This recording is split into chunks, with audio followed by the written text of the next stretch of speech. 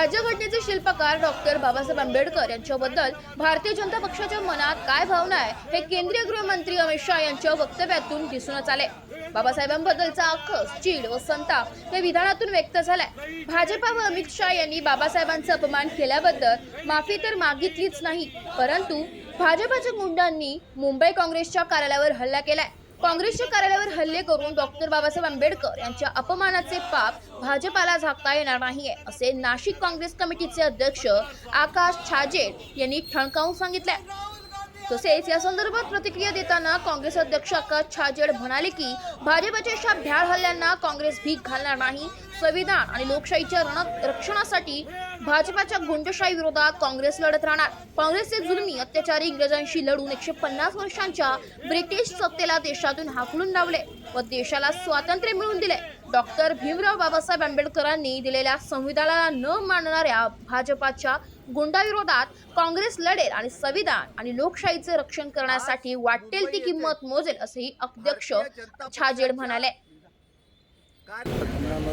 आज मुंबई येथे भारतीय जनता पक्षाच्या कार्यकर्त्यांपेक्षा गुंडांनी मुंबई काँग्रेसच्या कार्यालयावर आज भ्याड हल्ला केला।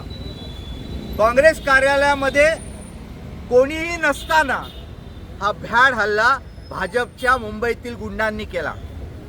आम्ही तुमच्या माध्यमातून यांना सांगतोय की हा भ्याड हल्ला काँग्रेस पक्ष सहन करणार नाही आणि तुमच्यात हिम्मतच होती तर स्वतः येऊन आम्हाला एकदा सांगायचं होतं की आम्ही तुमच्या कार्यालयावर चालून येतोय, मग तुम्हाला ईट का जवाब पत्थर से मिळाला असता। अशा भ्याड हल्ल्यांना काँग्रेस पक्षाचा कार्यकर्ता कधीही घाबरणार नाही। आणि माझं भारतीय जनता पक्षाच्या गुंडांना चॅलेंज आहे की यापुढे येताना आम्हाला फक्त सांगून या की आम्ही तुमच्या कार्यालयावर येतोय, पण त्याचं उत्तर तुम्हाला मिळेल।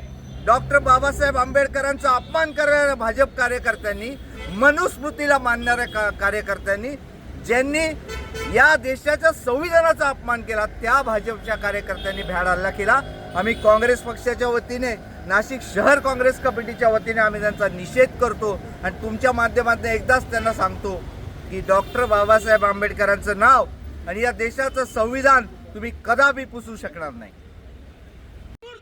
Bureau report, AB news, Nashik.